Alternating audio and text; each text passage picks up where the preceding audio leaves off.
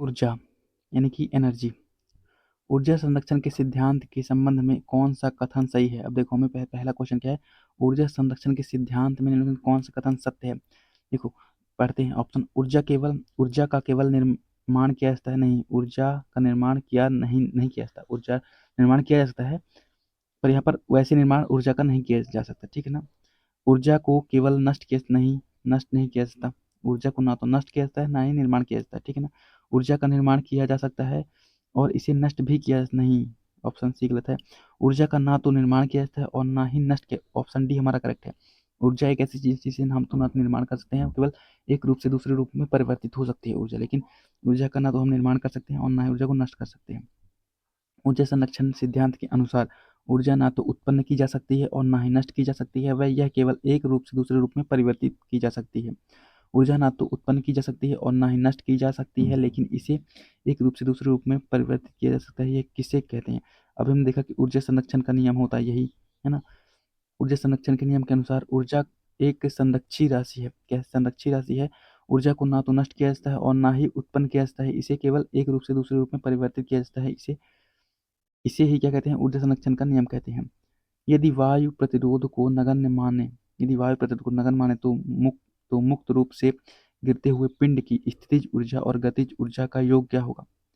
देखो यहाँ पर बोल रहा है कि अगर जो हम वायु की स्थिति को नगण्य माने, मतलब जो है निर्वात है, ठीक है ना, वायु की स्थिति को नगण्य मानते हैं, तो मुक्त रूप से गिरते हुए पिंड की स्थितिज ऊर्जा और गतिज ऊर्जा का योग क्या होगा? स्थितिज ऊर्जा और गतिज ऊर्जा का योग क्या होगा? स्थिर रहेगा, है ना, स्थिर रहेगा, है ना। देखो, स्वतंत्र रूप से गिरते हुए किसी पिंड को स्थितिज ऊर्जा और स्थितिज ऊर्जा धीरे धीरे घटती है। स्वतंत्र रूप से गिरते हुए किसी पिंड की स्थितिज ऊर्जा घटती है। यह ऊर्जा संरक्षण के नियम के अनुसार ही कार्य करता है, क्योंकि जब वस्तु स्वतंत्र रूप से नीचे गिरती है तो उसकी स्थितिज ऊर्जा का रूपांतरण गतिज ऊर्जा में हो जाता है। किसी भी बिंदु पर गतिज ऊर्जा तथा स्थितिज ऊर्जा का योग हमेशा स्थिर समान रहता है। क्या बोल रहा है? ध्यान से पढ़ो।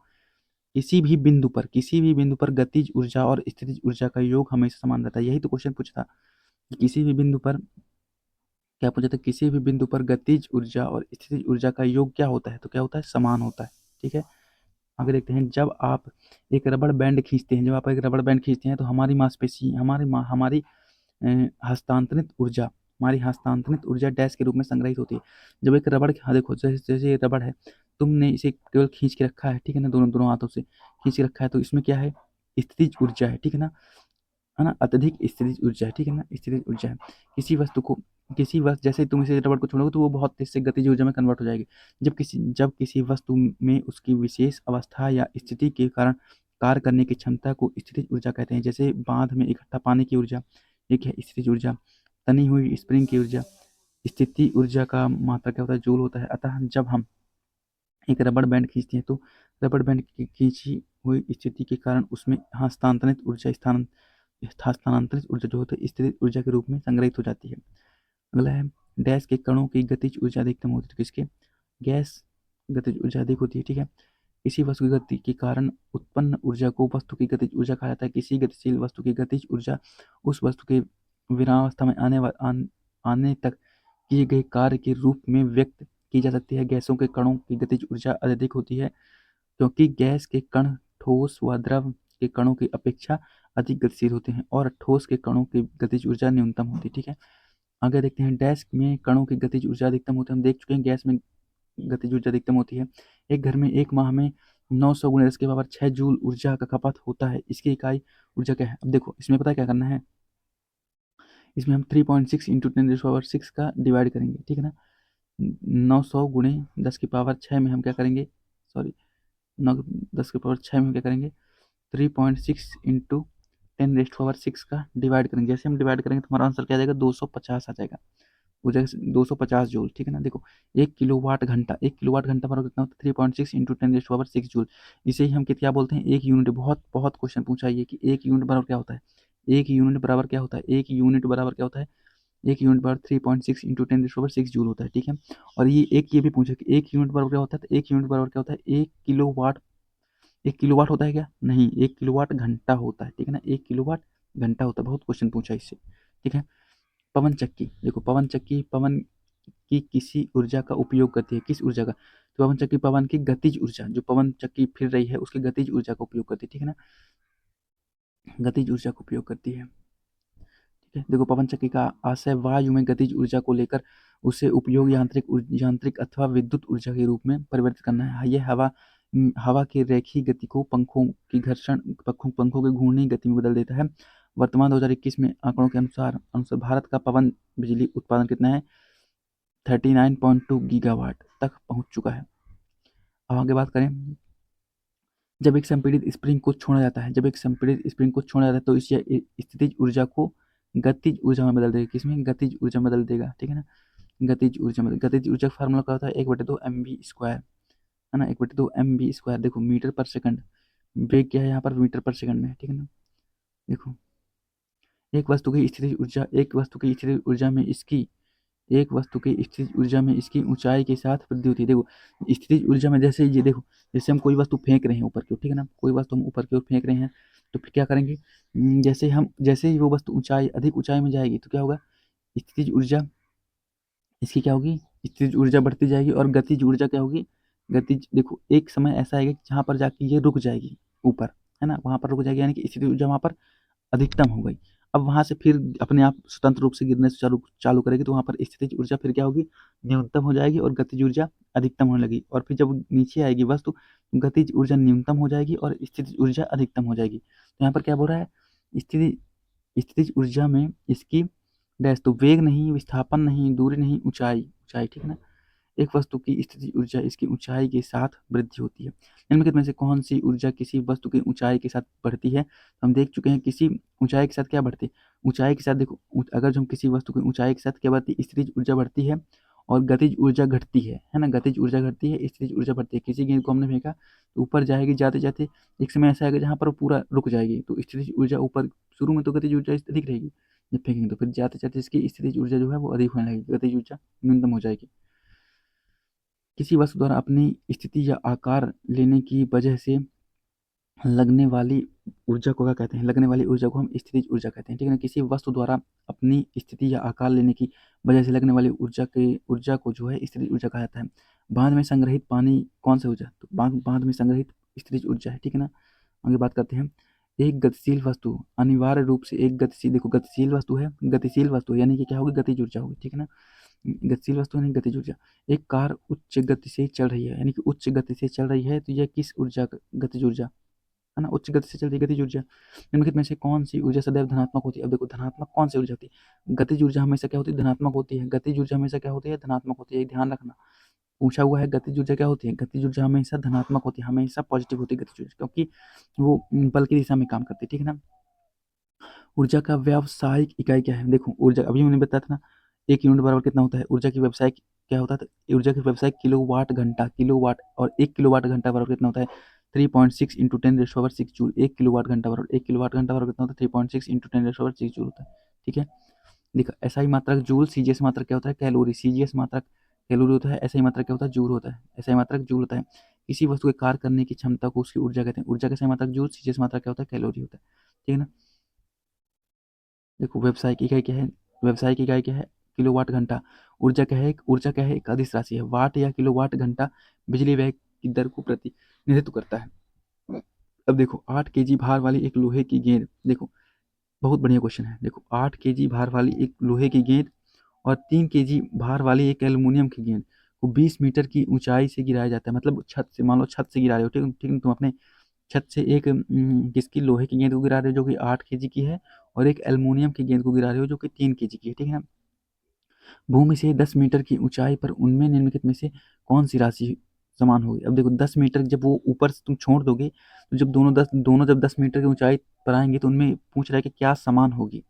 तो देखो उनमें देखो, पहली बात तो, चाहे तुम किसी वस्तु को ऊपर फेंको चाहे नीचे फेंको, उसमें त्वरण समान रहेगा। त्वरण समान रहेगा। देखो क्या कहता है समान रहेगा? एक तो त्वरण हो गया पहला चीज, दूसरा गुरुत्वीय त्वरण समान हो गया, ठीक है ना।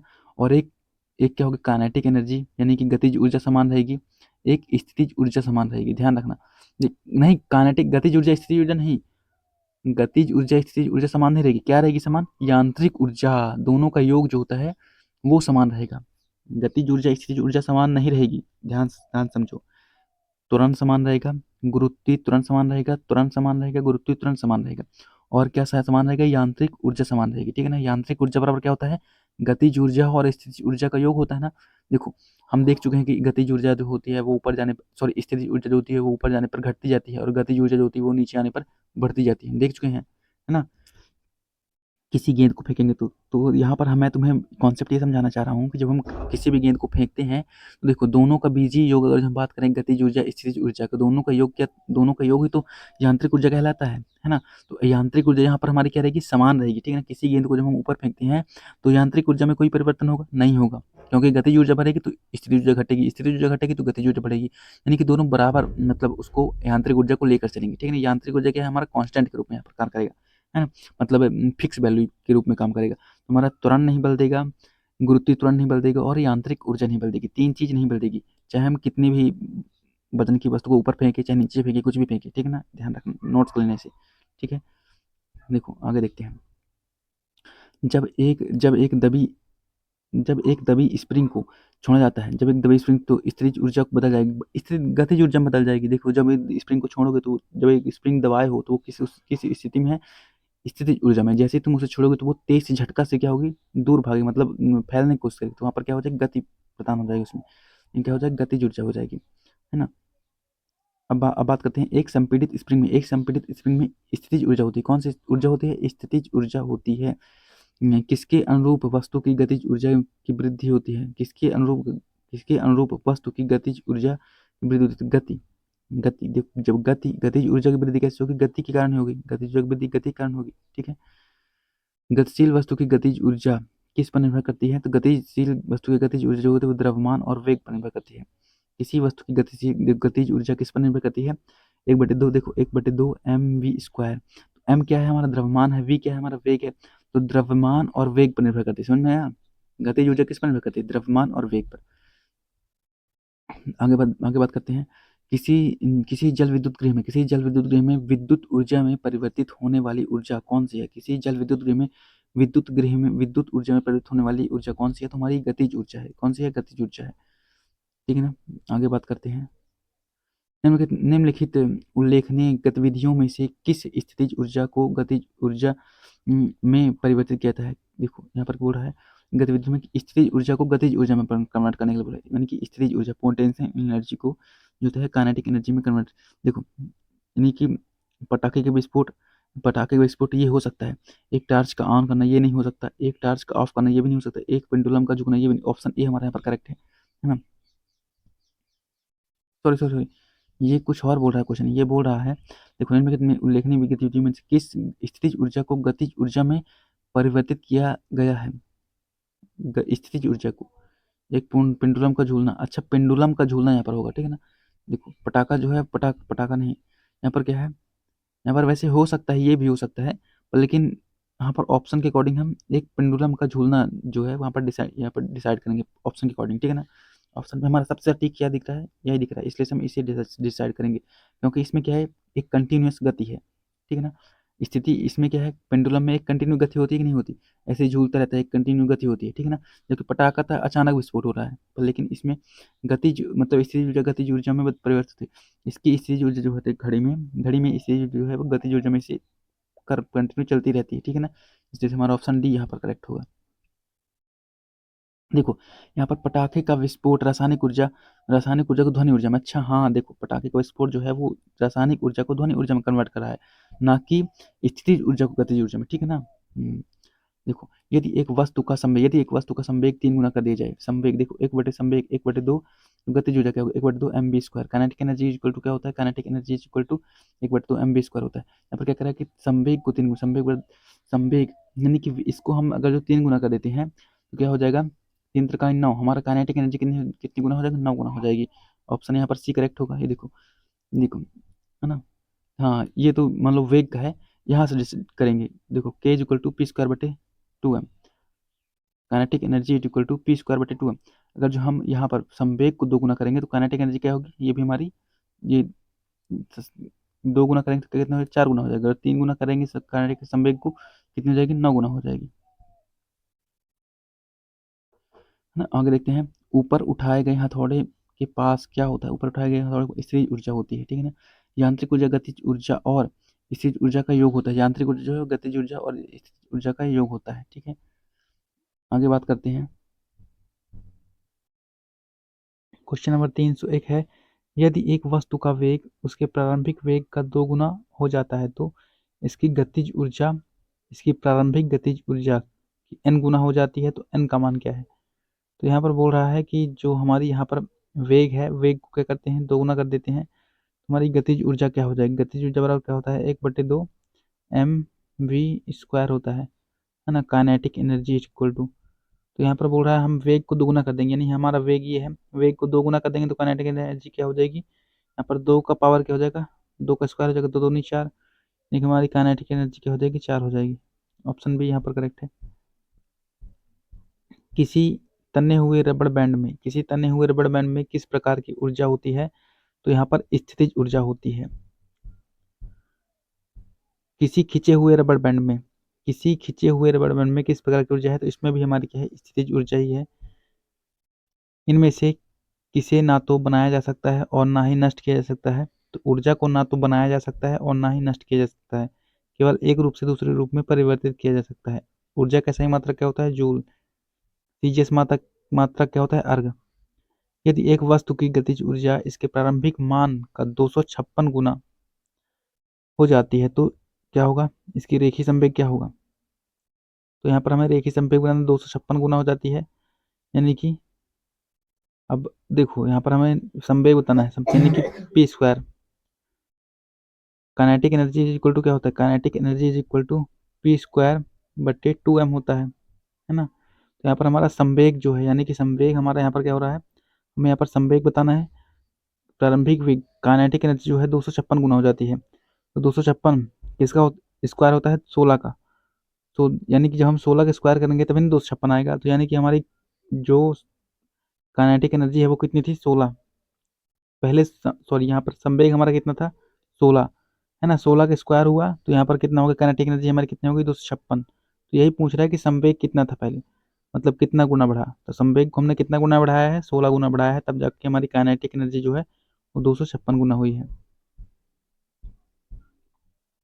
किसी वस्तु द्वारा उसकी स्थिति या विन्यास द्वारा प्राप्त ऊर्जा को कहा जाता है, क्या कहा जाता है, स्थितिज ऊर्जा। किसी वस्तु द्वारा उसकी स्थिति या विन्यास द्वारा प्राप्त ऊर्जा को हम उसकी स्थितिज ऊर्जा कहते हैं। गतिज ऊर्जा किसके बराबर होती है, गतिज ऊर्जा बराबर 1/2 mv² होता है। द्रव्यमान m वाली एक वस्तु गति v के साथ स्थानांतरित होती है और इसकी गतिज ऊर्जा जो है वो k है।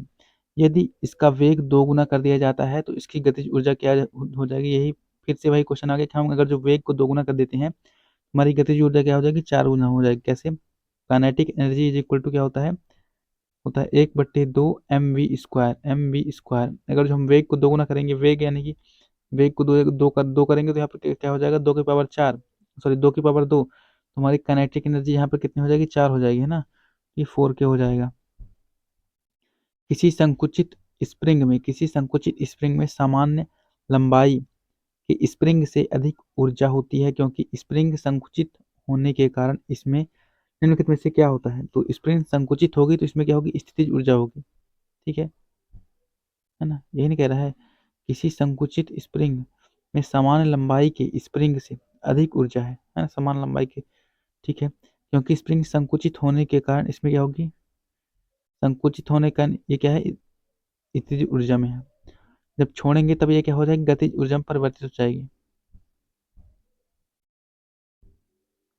जब किसी बंदूक से गोली चलाई जाती है तो इसकी संभावित स्थितिज ऊर्जा किसमें परिवर्तित होगी, तो गतिज ऊर्जा में परिवर्तित होगी। स्थितिज ऊर्जा जो है वो गतिज ऊर्जा में कन्वर्ट हो जाएगी।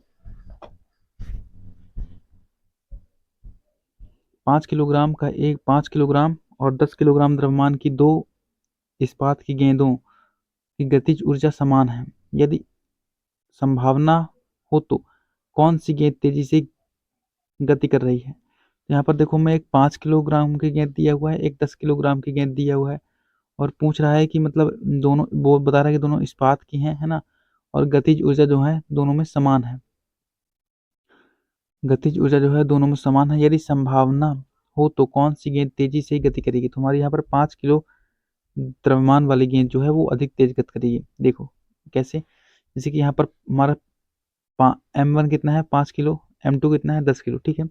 छोटी गेंद का वेग मान लिया हमने V1 और बड़े गेंद का वेग मान लिया हमने V2। अब यहाँ पर काइनेटिक एनर्जी हम लगाएंगे 1/2 mv² का फार्मूला। तो 1/2 M1 V1, हमारे यहाँ पर M ने M1 कौन सा लिया है तो 5 को लिया है, तो 1/2 5 गुणे V1, इसके बाद 1/2 10 गुणे V2। इसको हम जब सॉल्व करेंगे तो यहाँ से देखो 5 से कट जाएगा, 5 दूनी 10, ये 1/2 से 1/2 कट गया, तो V1 का स्क्वायर बराबर क्या हो गया 2V2 का स्क्वायर, 2V2 का स्क्वायर। तो यहाँ पर हमारा स्क्वायर से स्क्वायर भी कट जाएगा, तो क्या बचेगा V1 और V2 बचेगा, है ना। तो यहाँ पर हमारा जो है V1 जो है वहाँ पर बड़ा हुआ है, V1 हमारा यहाँ पर बड़ा रहेगा, ठीक है। यहाँ पर इसी तरह दिया हुआ है। अतः 5 किलोग्राम द्रव्यमान वाली इस्पात गेंद जो है वो 10 किलोग्राम वाली इस्पात गेंद से क्या होगी, दोगुनी होगी गति।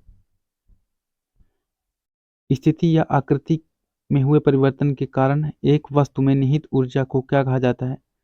तो हम इसे क्या कहेंगे, स्थितिज ऊर्जा। यांत्रिक ऊर्जा बराबर क्या होता है, गतिज ऊर्जा और स्थितिज ऊर्जा का योग ही हमका यांत्रिक ऊर्जा कहलाती है। एक खींचे हुए धनुष से तीर छोड़ने समय धनुष की स्थितिज ऊर्जा किसमें बदल जाती है? तो धनुष की स्थितिज ऊर्जा जो है वो गतिज ऊर्जा में कन्वर्ट हो जाएगी। इनमें से कौन सा स्थितिज ऊर्जा का उदाहरण नहीं है? तो स्थितिज ऊर्जा का उदाहरण कौन सा नहीं है, देखो एक संकुचित स्प्रिंग, ये है स्थितिज ऊर्जा का उदाहरण, ठीक है ना। एक उठाया गया हथौड़ा, ये भी है। एक बांध में संचित किया गया पानी, ये भी स्थितिज ऊर्जा का एग्जाम्पल है, जबकि बहता हुआ जल जो है ये गतिज ऊर्जा का एग्जाम्पल है। पहाड़ से गिर रहे किसी पिंड में होती है, पहाड़ से कोई पिंड गिर रहा है तो उसमें क्या होगी, गतिज ऊर्जा और स्थितिज ऊर्जा दोनों होगी, क्योंकि पहाड़ से गिर रहा है ना, लुढ़क लुढ़क के, उसमें गतिज ऊर्जा और स्थितिज ऊर्जा दोनों ही होगी। मास m के साथ चलती हुई वस्तु की गतिज ऊर्जा का मूल्य क्या होगा यदि इसकी गति को v से बढ़ाकर 2v कर दिया जाता है? तो क्या हो जाएगा, काइनेटिक एनर्जी हमारी यहाँ पर क्या हो जाएगी, 4 हो जाएगी, है ना। ऑप्शन नंबर हमारे पे क्या है, बी जो है वो करेक्ट है। 2 किलोग्राम के एक द्रव्यमान वाली एक वस्तु ऊपर की ओर 20 मीटर पर सेकंड के प्रारंभिक वेग से फेंकी जाती है और 2 सेकंड बाद उसकी गतिज ऊर्जा कितनी होगी? तो यहाँ पर हम वही फॉर्मूला लगा देंगे, ठीक है ना, 1/2 mv²। ये वाला भी लगा सकते हैं पर लेकिन यहाँ पर हम क्या कहें, प्रारंभिक वेग दिया हुआ है, इसलिए से हम ये वाला नहीं लगाएंगे। कौन सा लगाएंगे, v equal to u plus at वाला हम यहाँ पर फॉर्मूला लगाएंगे, ठीक है। अब देखो यहाँ पर कह रहा है कि 2 किलोग्राम के एक द्रव्यमान, यानी कि हमारा m कितना है, यहाँ पर m हमें यहाँ 2 kg है। फिर इसके बाद बात करें कि 20 मीटर पर सेकंड के प्रारंभिक वेग, हमारा u यहाँ पर क्या दिया हुआ है, तो u हमारा यहाँ पर क्या है 20 मीटर पर सेकंड है। फिर इसके बाद 2 सेकंड, टाइम कितना है, t कितना दिया हुआ है, t दिया हुआ है 2 सेकंड। और इसके बाद हमारा g कितना दिया हुआ है, तो g दिया हुआ है 10, ठीक है। ये देखो इसी में पुट किया है v equal to u minus g t, पर यहाँ पर हमने ये माइनस क्यों लिया है ये समझते हैं। जैसे कि ये बोल रहा है कि 2 किलोग्राम के एक द्रव्यमान वाली एक वस्तु ऊपर की ओर फेंकी जा रही है, ठीक है ना, यानी कि ग्रेविटेशन के अपोजिट जो है फेंकी जा रही है। गुरुत्व है नीचे के लिए, नीचे की तरफ अधिक झुकता है। कोई वस्तु नीचे की ओर आकर्षित होती है तो वो क्या ऊपर ऊपर फेंक रहा है, इसलिए से यहाँ पर क्या होगा, निगेटिव हो रहा है। v is equal to u minus g t, ठीक है ना। इस फार्मूला में हम क्या करेंगे, इसे पुटअप करेंगे, तो इससे हमारा क्या जाएगा, v का मान आ जाएगा, v का मान नहीं, हाँ, तो इससे हमारा जो है वो आ जाएगा। देखो हमने यहाँ पर u यहाँ पर 20 माना है, t यहाँ पर 2 सेकंड है, g यहाँ पर 10 है। हमने इसे वैल्यू में पुट किया तो हमारा v बराबर कितना आ गया, v का मान हमारा यहाँ पर 0 आ गया, ठीक है ना। अब जब v 0 आ गया तो हमारी गतिज ऊर्जा भी क्या हो जाएगी, 0 हो जाएगी। हो जाएगी कि नहीं हो जाएगी, कैसे हो जाएगी, नहीं होगी, है ना, नहीं होगी। देखो कैसे, गतिज ऊर्जा बराबर क्या होता है, 1/2 mv²। तो हमारे m का मान यहाँ पर कितना है, m का मान यहाँ पर हम देख चुके हैं, यहाँ पर 2 दिया हुआ है, ठीक है ना। m यहाँ पर हम 2 लेंगे और हमारा v कितना आ गया, v 0 आ गया, तो 0, ठीक है ना, 0 है, देखो 0 है, ठीक है ना। अब यहाँ से 0 जूल हमारा यहाँ पर जो है आंसर होगा ऑप्शन बी, क्योंकि 0 है, 0 का जब मल्टीप्लाई करेंगे तो सभी को 0 कर देगा। हमारे यहाँ पर जो है वो ऑप्शन बी करेक्ट है। 5 मीटर पर सेकंड की गति से गतिशील 22 किलोग्राम वजन वाली एक वस्तु की गतिज ऊर्जा क्या होगी? इसमें हम लगा देंगे 1/2 mv², तो 1/2 गुणे 22 गुणे 5 कर देंगे, 5 गुणे 5, 2 से काटेंगे 11, 5 25, 25 में 11 गुणा करेंगे तो कितना आ जाएगा? 275 आंसर हमारे यहाँ पर हो जाएगा, ऑप्शन ए करेक्ट है। गिरते हुए नारियल में होती है, गिरते हुए नारियल में क्या होती है? गतिज ऊर्जा होगी, ठीक है। 11 किलोग्राम की एक वस्तु जब भूमि से 5 मीटर की ऊंचाई पर हो तो क्या होगा? तब इसमें निहित ऊर्जा ज्ञात करें। देखो यहाँ पर क्या है, 11 किलोग्राम की एक वस्तु है जो कि 5 मीटर की ऊंचाई पर, 5 मीटर की ऊंचाई पर है, ठीक है ना। फिर इसके बाद यहाँ पर हमें जी, इसे हम क्या करेंगे? mgs का फॉर्मूला यहाँ पर लगा देंगे। तो m हमारे यहाँ, m मास कितना दिया हुआ है? 11 किलोग्राम। जी कितना है? तो 9.8, तो 9.8 को हम 98/10 कर देते हैं। फिर यहाँ पर 5 है ना, 5 से काटेंगे, 5 दूनी 10, 2 से काटेंगे, 2 चौके 8, तो नमा 18, 11 गुणे 99 करेंगे तो 11 नमा 99, 9 लास्ट में है, इसमें है, ऑप्शन ए हमारा यहाँ पर करेक्ट है।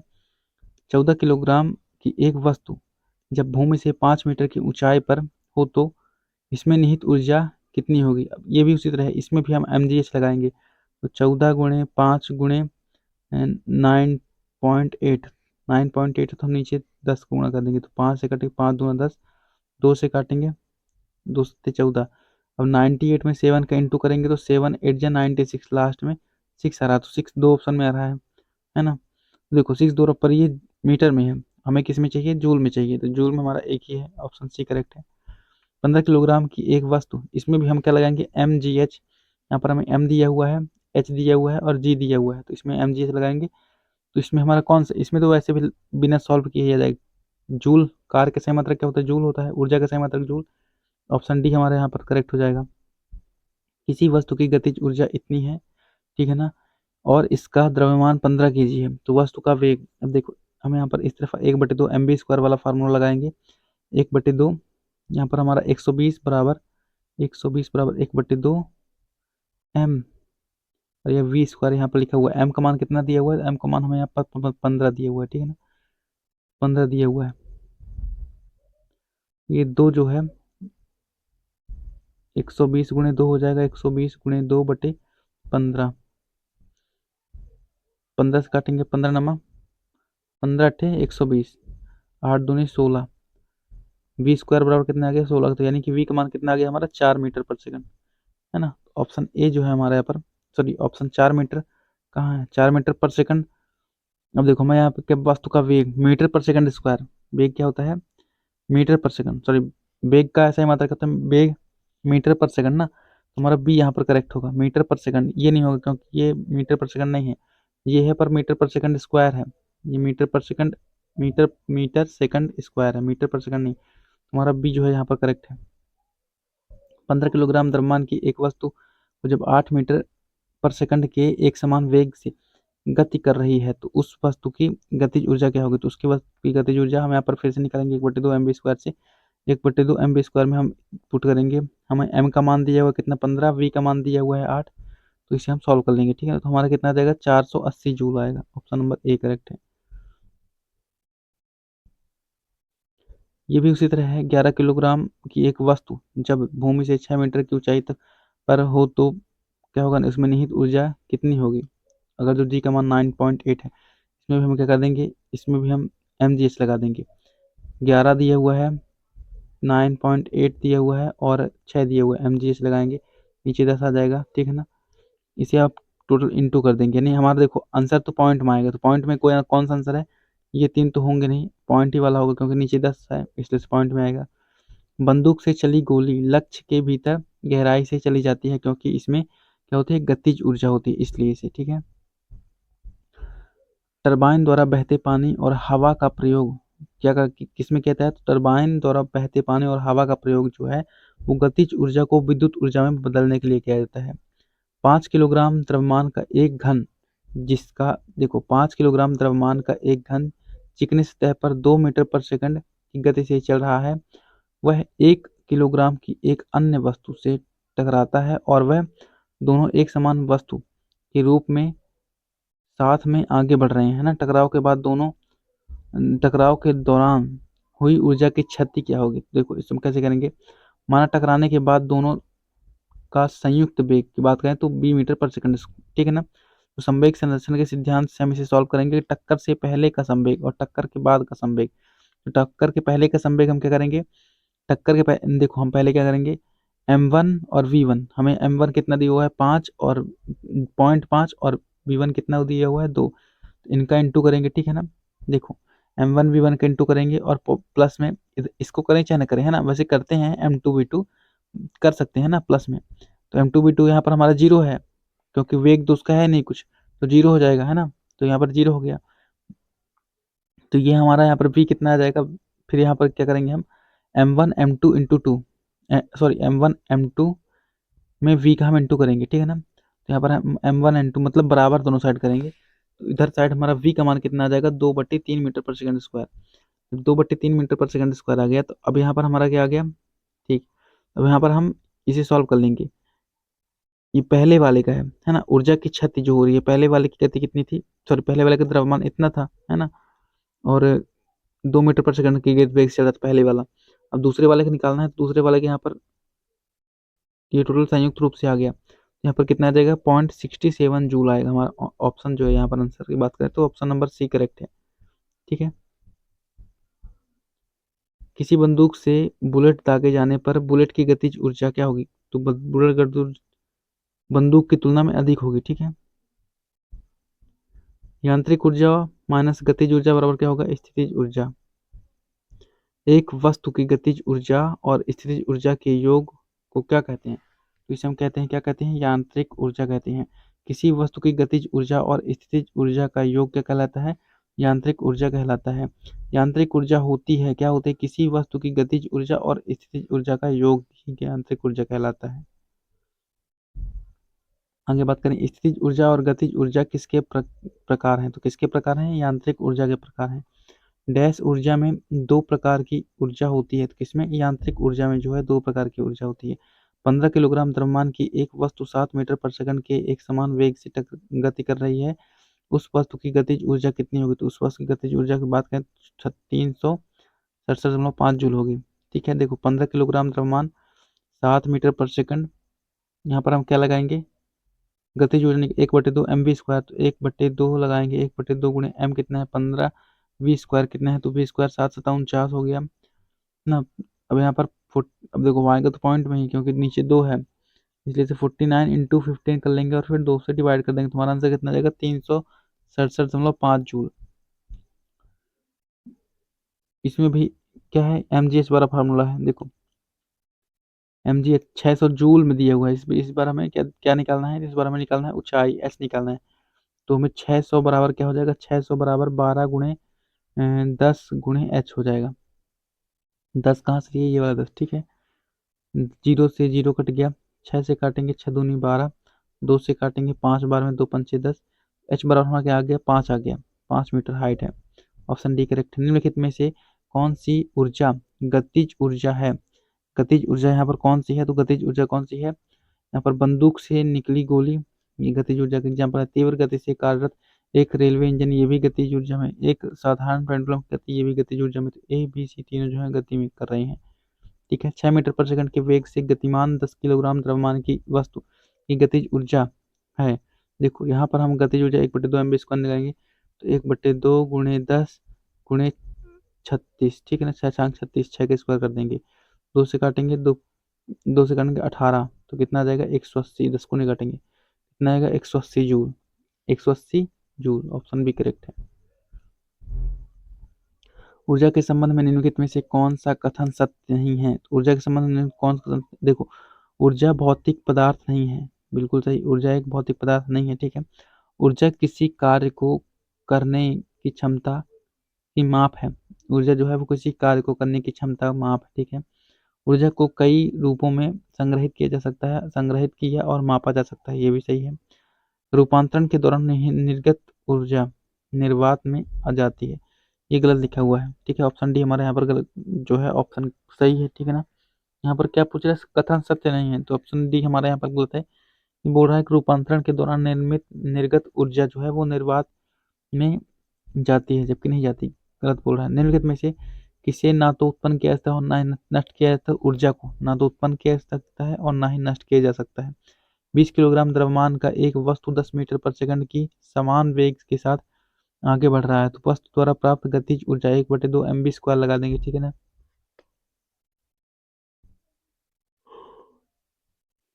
देखो 1/2 mv² लगा दिया, आंसर आ गया 1/2, 20 × 10 × 10 1000 जूल। इसी तरह इसमें भी 1/2, इसमें mgh लग जाएगा ना, mgh क्योंकि 20 किलोग्राम दिया हुआ है, 10 मीटर दिया ऊंचाई दी हुई है और 10 पर हमारा जी दी मान दिया हुआ है, तो mgh लगा देंगे तो हमारा आंसर जो है वो 2000 जूल हो जाएगा।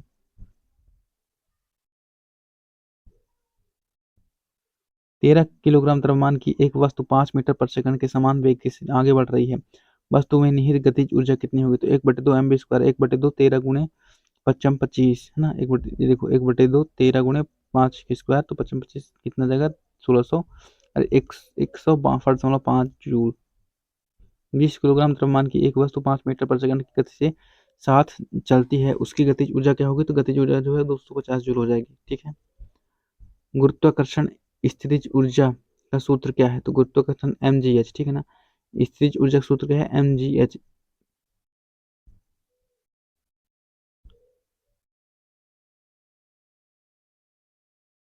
देखो बोल रहा है गतिज ऊर्जा के बारे में निम्नलिखित कौन सा गलत है। देखो ये तो बिल्कुल सही लिखा हुआ है, सी नंबर तो सही है। डी नंबर की बात करें तो गतिमान वस्तु में गतिज ऊर्जा होती है, ये भी सही है। सी डी दोनों सही हैं। एक वस्तु के आधार पर इसके द्वारा प्राप्त ऊर्जा की गतिज ऊर्जा के रूप में बदल जाता है। ऑप्शन ए पढ़ते हैं, स्थिर अवस्था के दौरान वस्तु में निहित ऊर्जा को गतिज ऊर्जा कहते हैं। स्थिर अवस्था के दौरान नहीं, स्थिर अवस्था के दौरान थोड़ी कहेंगे, ये तो गलत लिखा हुआ है। स्थिर अवस्था के दौरान बोल रहा है कि वस्तु में निहित ऊर्जा को स्थितिज ऊर्जा कहते हैं, गतिज ऊर्जा नहीं कहते हैं। और बी बोल रहा है कि एक वस्तु गति के आधार पर इसके द्वारा प्राप्त ऊर्जा को गतिज ऊर्जा के रूप में जाना जाता है, ये बिल्कुल सही है।